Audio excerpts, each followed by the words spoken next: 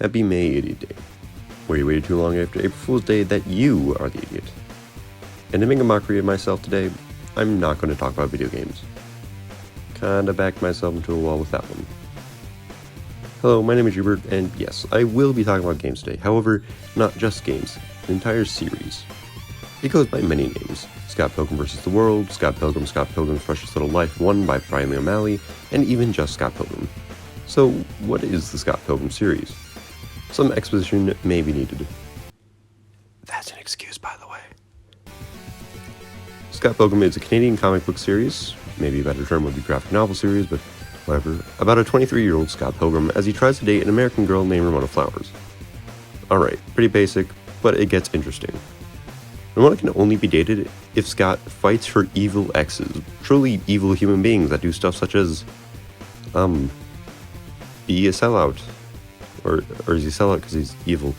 A guy who cheats on his girlfriend and is vegan. A guy who dresses like a pirate and sends Scott an email and letter about the evil exes. Wait, that sounds kind of nice, not that. What? Okay, well, the point is that people are exes of Ramona who are stated to be evil, and Scott must kill them. What? If you read the comics, played the games, or watched the movie, you might have thought they'd die after defeated. But, exploding to bright lights apparently doesn't mean that they die. Nor the fact that they leave change, like video game enemies. They apparently just respawn like, what a weird dream. I no longer hate Scott Pilgrim, and just move on in their life. Nothing ever happened. They learned their lesson. They also all canonically live in the United States, so if they did have any bad blood, they would probably have to spend a lot of money trying to travel back. So, I guess there's that too. Now, hearing all that, you may believe that's just your run-of-the-mill action romance series, but where it really shines through is the comedy, with there being jokes that will probably stay with me forever, like the L word, which we all probably know to be love, being misinterpreted as lesbians. Scott Pilgrim's humor lies in the abnormal. Like, despite how the world seemingly is normal, like our own world that we're in right now, hopefully, there are a few lines that imply the US is this weird magical place where universities float in the air like the island from Sonic CD, and this place called subspace that runs through everyone's consciousness. It is widely known and talked about in America, whereas it's not in Canada. Another thing is that vegans are referred to as a separate race from humans, and they need to go to a vegan university, and they have superpowers that can be taken away if they don't stick to a vegan diet. And if you really haven't seen or heard about this, you really should read the book or watch the movie. It's just a gold mine for everything. That's a nice way to talk about the movie, by the way. Scott Pilgrim vs. the World shares its name with the second volume of the series, and this was the first time I heard about Scott Pilgrim. If you're interested over what I just talked about, this is a perfect way to start. The movie surprisingly has a star-studded cast, with people like Michael Cera, Kieran Culkin, Elizabeth Winstead, Brie Larson, and so many more. This movie is incredible. However, I do want to be a little bit negative before I sing my praises real quick. Again, incredible movie, but after reading the books, it unfortunately feels a bit rushed. Not in a, we need to get this out 2 weeks ago and only have half the movie kind of way, but in a pacing sort of way. Like, we need to compress 6 graphic novels with over 150 pages each into 2 hours sort of way. Yeah, there are a lot of things that were lost or altered in the translation. For instance, the entirety of the 4th book was cut, except for the evil ex and the lesbians line. Also the final line of the entire movie, but I won't spoil that because, you should just watch it.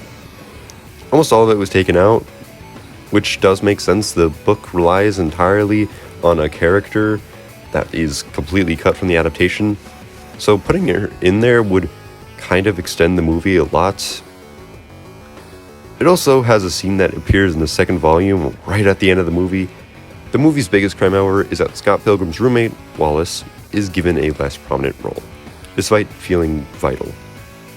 Wallace is easily my favorite character, but in the book he is somewhat a driving force, whereas in the movie he is relegated to more comic relief. That is by no means a bad thing, by the way. The best way to describe it is with the character of Envy, Scott Pilgrim's ex-girlfriend that he has trouble getting over. In the movie, Wallace dislikes Envy because she ruins Scott's life. Scott is his friend, and Envy is his enemy. So, therefore, Envy is Wallace's enemy too. The book, Wallace dislikes Envy because he saw her go from nice person to a-hole in real time. And Scott is less so an object in his dislike. Although that does still obviously play a role, they are friends in the book again. Now, I know I made it sound horrible, but there are still some things that I lesbian about this movie. First of all, incredible justice in the books. All the characters feel spot on to their personalities, even Wallace, even though I just complained about that very thing. Scott too. In every version of the story, he is seen as the protagonist, but you can really see Michael Cera as the character. Edgar Wright did an incredible job in this movie too, with comic books at the time kind of missing the mark with the transition from drawing to live action, where a movie has to be either entirely animated or entirely live action.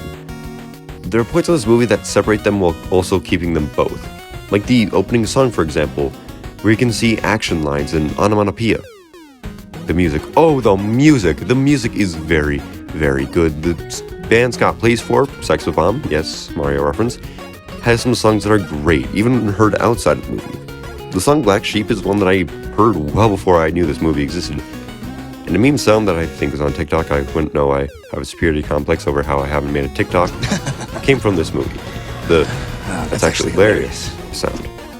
This movie is just great. If you haven't seen it, I highly recommend it. It's on Netflix, and let's be honest, you probably forgot to cancel that a while ago, so might as well make use of it. But let's move on to the reason you came here. The movie tie-in, Scott Pilgrim vs. the World, the game. Complete edition. Once again, I have to get negative, but none of these complaints are really against the game, by the way. They're just against the companies, so please keep that in mind.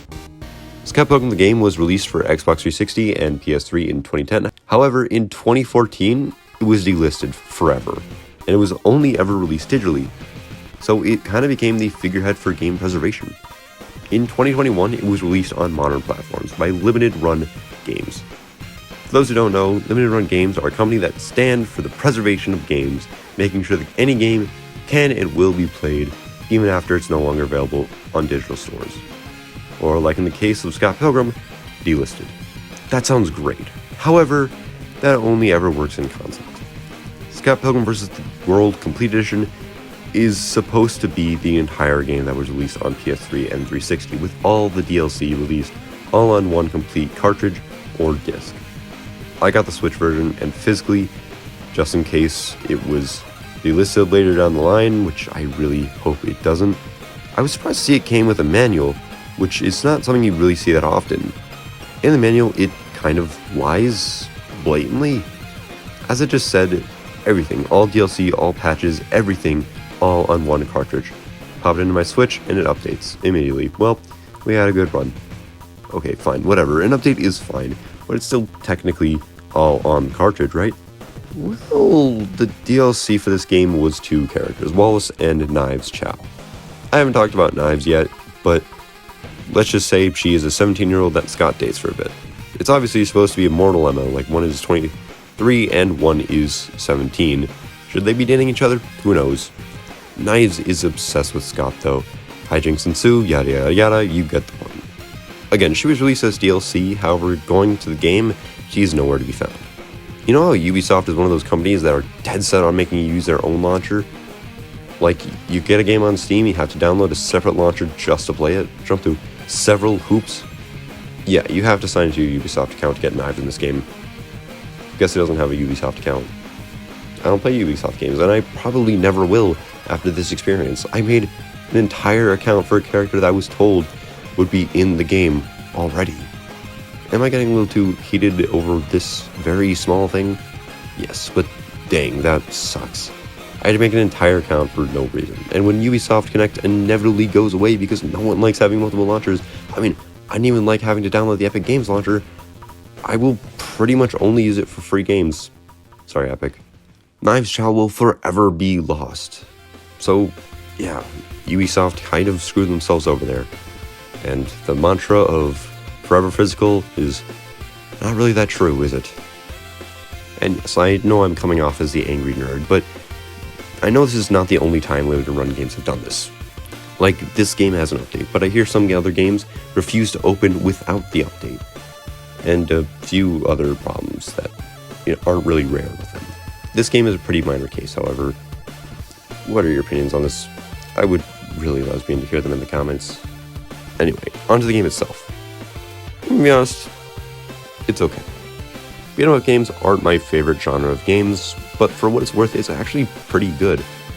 The characters are directly from the original series, with many cameos like Lisa Miller, Tamara Chen, and even Joseph, and a lot of people that only appear in the background without mention in the game, which is very cool to see.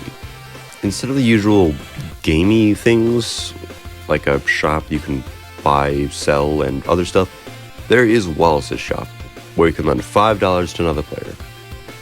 Yeah, I lied. You can lend $5 in every single shop. It's actually a pretty cool thing. One thing I will admit I found a little bit annoying when playing the game is that you walk so slowly. There is a run, however, if you stop running, you can't start running again and just run non-stop. I really wish you either had a faster walking speed or just always ran. Even a toggle button would be good. I can't think of a single time where walking was more useful in comparison than running. The music, like the movie, is just plain good. I've been playing it throughout this entire video, which, hey, if you made it this far, a sub would be greatly appreciated, but by no means necessary. Also, I don't post super often, so I won't fill your sub box. Sorry, music. The music in this game strikes a perfect balance between hype and background music. It doesn't ever feel too harsh, but it definitely sounds like something you'd be hearing in the universe, not out of place whatsoever. I know I just wasted a lot of your time, but I just had to slip in a few thoughts on the Scott Pilgrim anime series on Netflix. I seriously can't wait. I hope this show is going to be able to adapt the story more comfortably. I think if you gave a solid 45 minutes or so to each book, it would give enough room for everything, including some improvements. Like, the fourth book may actually make an appearance. Even the normal 20 minutes per episode per each book would come out to about 2 hours, which is just a little bit more than the movie. And the movie has to account for 10 minutes of credits, so, it would just work better all around. I really hope we hear more soon. I hope it's not just starting production. They wouldn't do that to us, right? But with that being said, thank you very much for watching. I'll see you next time.